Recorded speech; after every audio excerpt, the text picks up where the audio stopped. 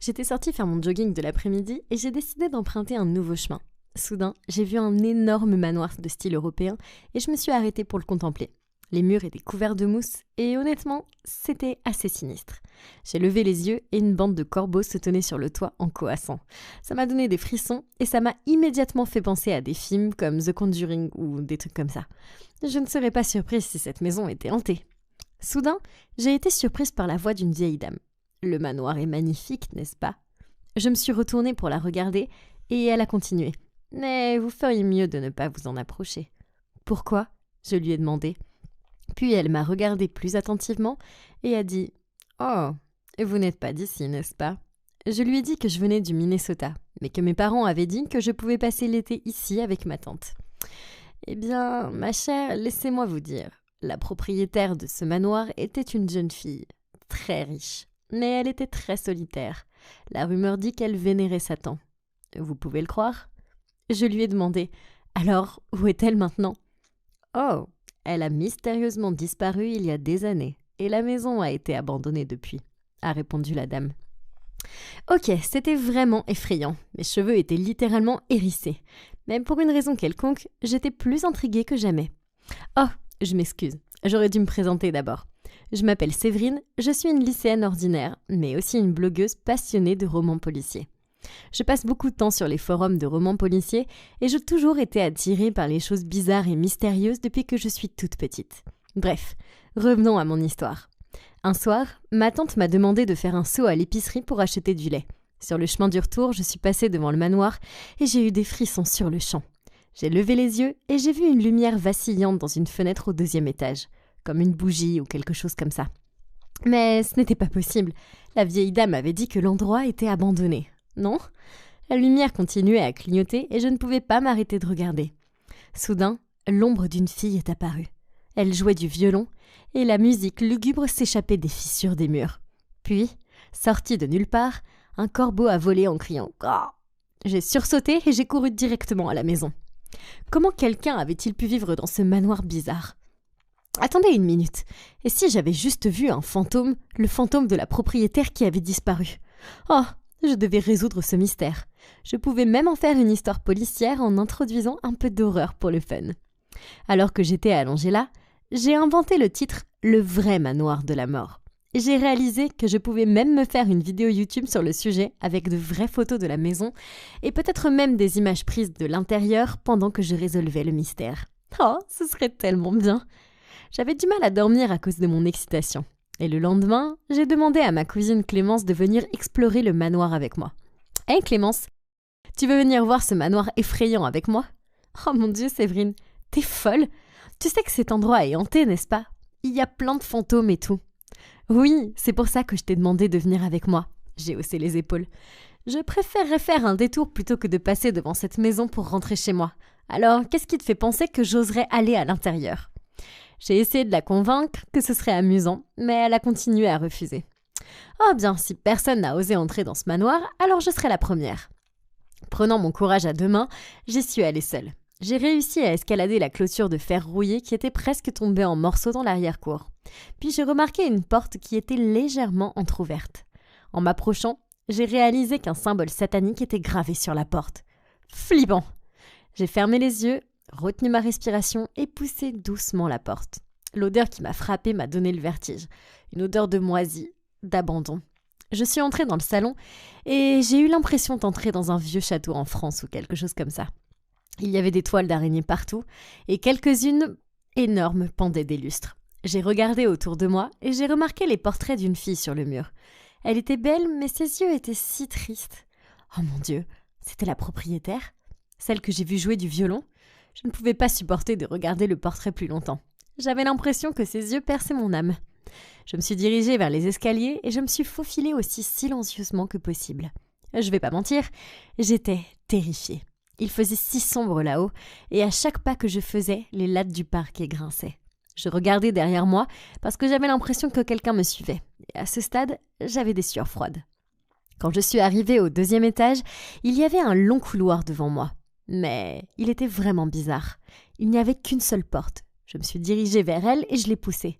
C'était une chambre luxueuse, définitivement digne d'une princesse. Et oui, il y avait le violon. Tout était recouvert d'une épaisse couche de poussière et du coin de l'œil, j'ai vu une photo. C'était la même fille, mais cette fois-ci, ses yeux étaient rouges comme le feu. Tout comme Sauron, le méchant dans Le Seigneur des Anneaux. J'ai eu tellement peur que j'ai rapidement tourné la photo vers le bas. C'est alors que j'ai entendu le son du violon venant de quelque part. Ok, que se passait-il ? Le violon était juste devant mes yeux et j'étais censée être seule dans cette maison. J'ai essayé de me calmer, j'ai pris une grande respiration et j'ai marché dans la direction du son de la porte d'à côté. C'était tellement bizarre, parce que la porte d'à côté était une réplique exacte de la première pièce. Avais-je vraiment changé de chambre ? Je me suis dirigée vers la coiffeuse et j'ai remarqué que la photo s'y trouvait toujours et était également tournée vers le bas. Je les ramassais et c'était exactement la même photo. Mais cette fois, le visage de la fille était décoloré. J'ai lâché la photo horrifiée et je me suis enfuie sans me retourner. J'ai descendu les escaliers 3 par 3, mais quand j'ai atteint la porte, elle était fermée. J'ai commencé à taper dessus et j'étais en train de pleurer comme une hystérique. « À l'aide ! Aidez-moi !» J'ai crié. Soudain, la main de quelqu'un a touché mon épaule. Mon cœur allait s'arrêter. « Ah !» J'ai crié à plein poumon, mais quand je me suis retournée, il y avait ce jeune homme debout, plutôt mignon. Qui es-tu » J'ai bégayé. Il a froncé les sourcils et m'a dit « Qui es-tu ? Et pourquoi tu es ici ?» Je pouvais à peine parler parce que je tremblais beaucoup. Puis le type a dit « Allez, sortons d'ici, tu as l'air horrifié. » Puis il a sorti une clé et a ouvert la porte. « Es-tu un fantôme ou quelque chose comme ça ?» J'ai bégayé. Il a commencé à rire et a dit « Un endroit plutôt effrayant, non ?» Je lui ai demandé s'il avait vu les photos aussi. Et il a dit « Oui, terrifiant. » Comme si on sortait d'un film d'horreur, j'ai ajouté. Exactement, le décor parfait pour un film d'horreur. Je l'ai regardé confuse. Il a ri et il a dit « Oui, on va faire un film. Je veux dire, je vais louer cet endroit pour faire un film d'horreur. » Puis, il s'est présenté comme Daniel, un jeune réalisateur qui s'intéressait aux films policiers et d'horreur. Il vérifiait juste l'endroit pour voir s'il convenait. J'arrivais pas à y croire. Waouh, c'est littéralement un rêve qui devient réalité. J'écris des histoires policières depuis que je sais tenir un stylo. Et j'ai toujours espéré devenir un jour scénariste de films policiers et d'horreur. Je suis très honorée de vous rencontrer. Je m'appelle Séverine, au fait. Puis Daniel a répondu « Tout le plaisir est pour moi. C'est une industrie plutôt excitante. J'adorerais lire certains de vos articles un jour. » Je ne pouvais pas m'empêcher de sourire. Puis soudain, une autre personne est apparue. Daniel l'a présenté comme Victor, un membre de son équipe de tournage. Mais comparé à l'amabilité de Daniel, Victor était sérieux et intimidant. Daniel pouvait voir que j'étais nerveuse. Alors il a ri et a dit « Victor a été très stressé, donc il a l'air un peu grincheux, non ?» J'ai juste souri timidement et demandé à Daniel si je pouvais avoir son numéro. En rentrant chez moi, je n'arrivais pas à croire à quel point je me sentais heureuse. Qui aurait cru qu'une aventure aussi effrayante se transformerait en une opportunité épique ? J'ai tout de suite envoyé un texto à Daniel pour lui dire que j'aimerais en savoir plus sur son film. Et je dois admettre que j'ai peut-être eu un léger coup de foudre pour lui. Il était si mignon. J'ai continué à vérifier mon téléphone, mais il ne m'avait pas répondu. C'était tellement décevant. Mais quelques jours plus tard, il m'a invité à prendre un café. J'étais si excitée et sérieusement, nous avons passé un excellent moment. Il a même proposé de me raccompagner chez moi. Quand je suis montée dans la voiture, il m'a dit de fermer les yeux. Oh, peut-être qu'il allait m'embrasser. J'étais tellement nerveuse. Mais soudain, quelque chose m'a frappé le visage et je n'ai plus rien su. Quand je me suis réveillée, je me suis retrouvée dans une sorte d'entrepôt, les mains et les pieds attachés et la bouche scotchée. Oh mon Dieu, j'avais été kidnappée ? Où était Daniel ? Soudain, j'ai entendu un bruit dehors. J'ai regardé par la fenêtre et j'ai vu Daniel et Victor se parler. Quoi ? Ils avaient planifié ça tous les deux ? Mais pourquoi ? Un moment plus tard, Victor est parti et Daniel s'est approché de moi et a retiré le ruban adhésif de ma bouche. J'ai commencé à crier « Pourquoi tu me fais ça ?» Puis Daniel a dit « Écoute, je ne vais pas te faire de mal, je te le jure, mais il y a quelque chose que je dois te dire. » Il a alors avoué qu'il était membre d'une organisation criminelle appelée Iron Gloves. Sa bande opérait depuis le manoir et donc tout, depuis l'histoire de la mystérieuse fille disparue, le fantôme jouant du violon, les photos étranges a été inventé par eux. Et ils ont fait ça pour que personne n'ose s'approcher de leur quartier général.